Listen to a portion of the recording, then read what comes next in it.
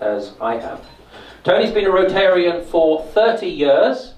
His home club is the Rotary Club of Tower Hamlets. Tony, it gives me enormous pleasure to introduce you and to listen to your plans for the forthcoming year. Thank you very much.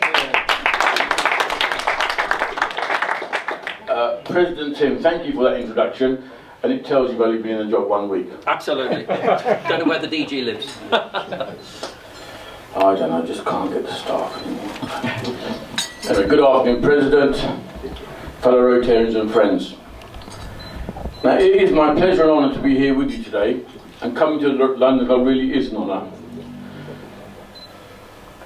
My official visit entails two parts. One is to bring the information and the message from the RI President Mark Maloney, and then the message from our district. So starting with our President, let me bring you his greetings, Mark Maloney's, the President of Donald Warbank, the RIBI President, fellow hairdresser, and the Rotary Club of Tower Hamlets and President Kiran Patel. So the first thing I have to do, stand up to me, mate, is to make sure the London Club is properly attired. Well done. And you can change the banner from inspiration to connect the world. Very nice. Thank you very much, Tony. So, Mark Daniel Maloney is a lawyer from Alabama, and his dream is to connect the Rotary world internationally. I can't think of any club in the world where that theme is more inappropriate, because how well are we connected here? So I won't bore you with 10 minutes of why you need to connect the world, because you're very well connected. And I'd like to just mention our guest from Argentina. It's nice to see you. Our district Rotrac chairperson is also from Argentina. So we're very well connected internationally. Having decided we want to connect the world, we forget sometimes that we need to connect amongst ourselves, our clubs, and indeed our families. So the big push this year is also about connecting our families to Rotary. We want to involve Rotractors and Rotarians as one, because under the Council legislation, they are one and the same, as opposed to a part of Rotary. They are with Rotary. So next is our district. Now, being at the Rotary Club of London is indeed an honour, because it is the premier club in London, the feather in our district's cap, and we're all very proud of Rotary Club of London for not only what it stands, but what it achieves. The enormous service, some of what you're seeing today. As far as district is concerned, the district executive and the team have one job and one job only, and that is to support all the clubs in London, including your club. Although you may not need it. When I joined Rotary, Clive is laughing now, because he was a member at Tottenham Wood Green and something, wasn't he? Some years ago. Yep. Also a past district governor, so he knows what district can do. I'm not one for long speeches, so there's only 39 minutes to go. Two things. Nicole, there's nothing better for a district governor to know and be present when there's a new member. And I'd like to personally welcome you to the Rotary family. Please give her a hand. And I'd like a picture with you at the end. My wife's agreed.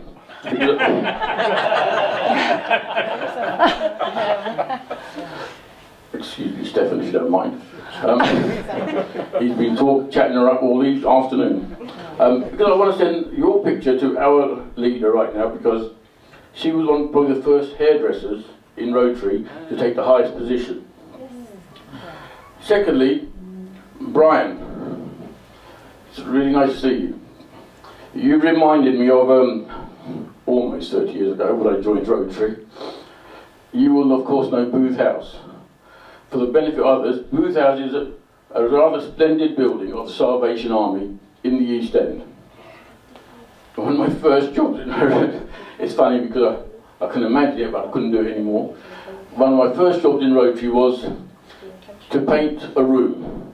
They had a smoking room, and we're talking almost 30 years ago, and the Salvation Army could not afford to justify painting a smoking room. So they contacted the Rotary Club of, it used to be known as Stepney, or as we like to say, Saint Epney. And so I was one of the younger members in those days, and said, well, could you help us out? Could you do this for some of the members? And lo and behold, we turned up on a Saturday morning, paint, and I think I got more paint on me than on the walls. But I'll never forget that, because as we left, how grateful they were, you won't forget. So thank you. And finally, Clive, please don't tell us any more of your jokes. No, not today. I'd like to wish Tim and his team the very best in a wonderful, successful and enjoyable year. Thank you. Thank you very much, Tony. Thank you. Has anybody got any questions they would like to ask our new district governor about anything in relation to district or his year? Any questions, or is it stunned silence? I could ask one. Please. I asked this of the RIBI president, yeah? The average age of Rotarians, yeah, is around 70. Where do you see Rotary in 20 years' time? Average age of 90. So Tim's response is average age of 90.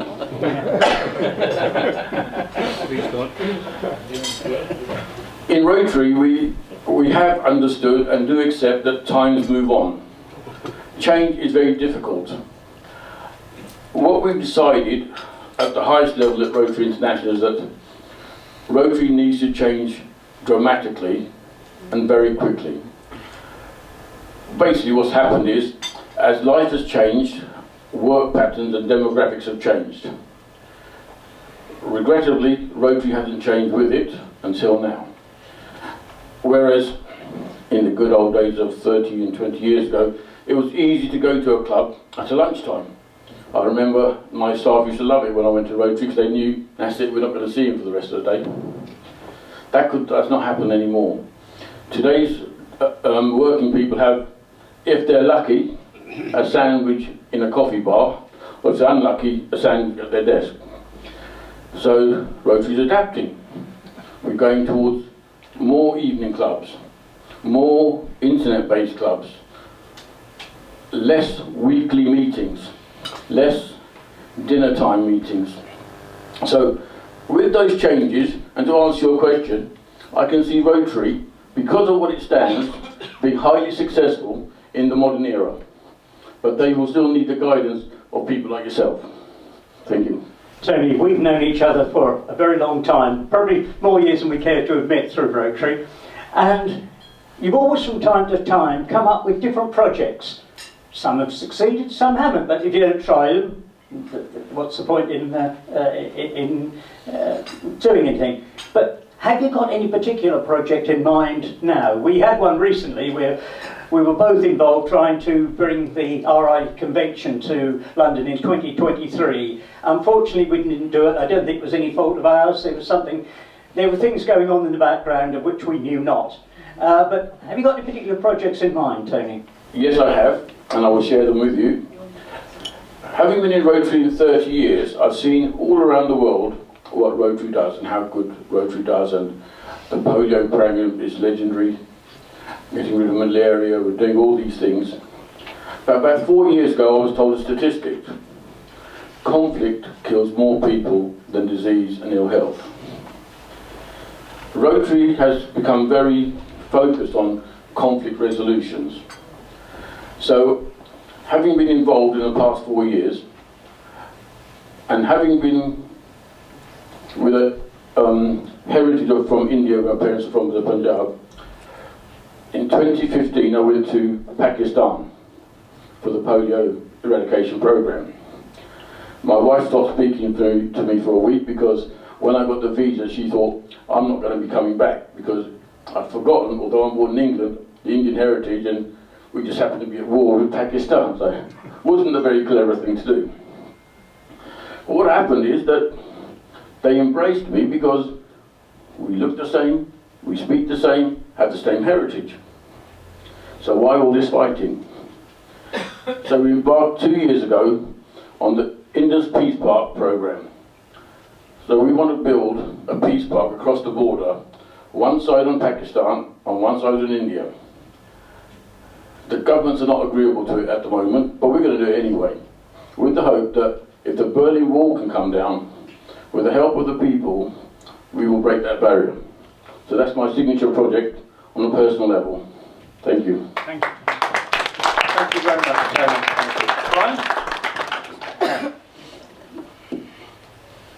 Tony, I've got a question. I quite often see in the papers that the emergency boxes for disasters are looking for support and things of that nature.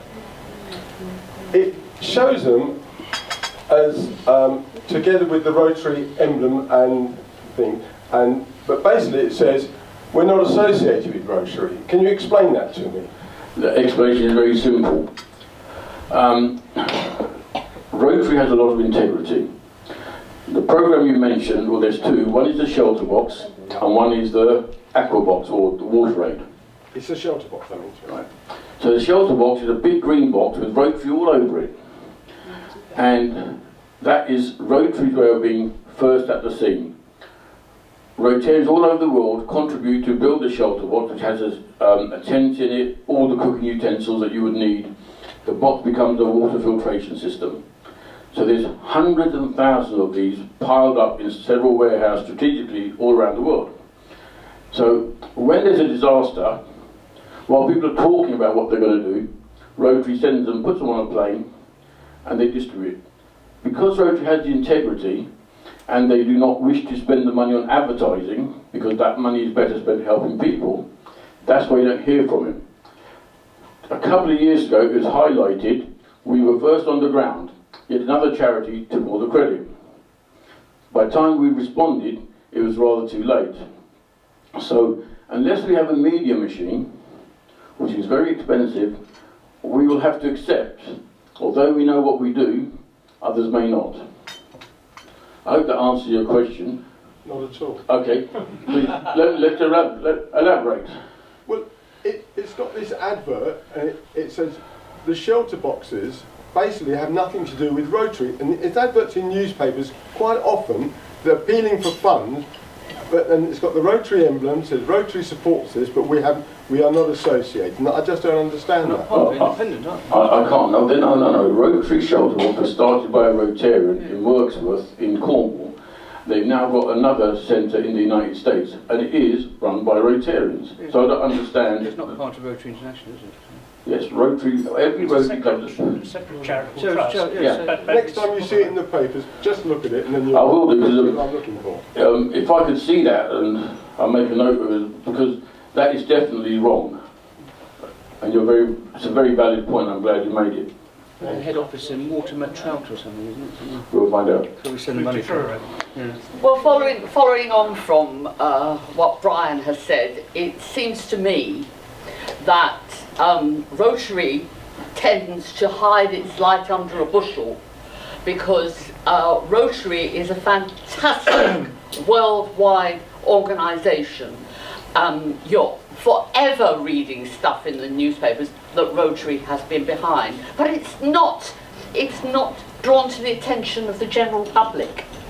And I just feel, as a Rotarian, and the Rotary Club in London is the leading Rotary club in this country, and I think that probably most would agree with me that we should not hide our light under bushels. We should make our work more known. Yes. I completely agree with you. We should make our work more known. However, we don't have control over the press. Not only was when that incident you mentioned about the shelter box, I think it was in Syria, some other charity took all the accreditation for the work. Yes, it was wrong, and yes, we reacted, but the damage was done. Same with polio. There's no one more involved with polio than Rotary. When you read about it, small little charity says, oh, we founders of this, and they take all the credit. The damage gets done, we have to react, but when you react, the damage is done. So it's a very sad thing. But without a proper media machine, how can we do it? Well, I feel I think, you see, we should have a proper media machine. We are a proper international agency, the Rotary. And I just feel that we have got so many people, so much talent in Rotary who could see to it that we are more recognised. I mean, I like to pick up my newspaper, and this is something about Rotary, and it's always good. I'm not saying it's not, it's always good, but I want to see more of it. All the stuff we do should be out there and encourage more people, more young people, to come and be Rotarians. Again, I can do nothing but agree 100%. Why don't we have a conversation, and why don't we start the media machine? Because Rotary Club of London can lead it. You have several journalists in your club as well. So we need to work out how to do it, because if we keep relying on, let's say, head office in Evanston, it may never happen. Exactly. Let's do it here. So let's make it happen. And can you lead it with our district support? I've just come for a long absence, I've already been told off, but following on from Flo's point, how many are on Twitter? How many people have actually got to tweet about this? And Twitter and Facebook and social media people. There we are. So that kind of tells the answer. But we now have a public image committee. So with that enthusiasm, as a part of the committee, tweet it. Yeah. We'll do it. So, last question. I was going to make a point, just to say that as far as Rotary Foundation is concerned, I believe we have the highest award or the highest grade for lowest administration costs. So all the money that's raised in Rotary actually goes to charitable donations and helping all these other, the boxes and the accolades. And whilst unfortunately we don't always get the credit for it, at least we are making a difference to those people who are affected by the disasters. Again, 100% I agree with you. And there is no other charity in the world, no other foundation that does more work for less administration costs than Rotary. We've won 5 years on the road, the 5-star gold top award in the United States. So it's recognised by those in the know. But I think the problem is, not everybody knows, and that's what our job is going to be in the future, to make sure everybody knows. Tony, thank you very much indeed. Thank you very much. Just on the age front, the younger front, I did announce last week that Vice President Stefan is going to be setting up a Rotaract Club of London, which will be directly working in conjunction with this club. And the idea is that when it's formed, some of their members will come to our meetings, and we can go to some of their meetings and events. So we are kind of, in our own little way, going to tackle the age issue. Past President Clive, could you please do the vote of thanks? Thank you, President Tim. Well, as you heard, Tony and I have known each other for many years, and I have to say that relationship has always been convivial. So delighted to see you here today, Tony. I did make reference to the projects that Tony comes up with. He's always got ideas, he's always got new ideas, and I'm sure some of those, it doesn't always come to fruition when you try things, but you've got to try them.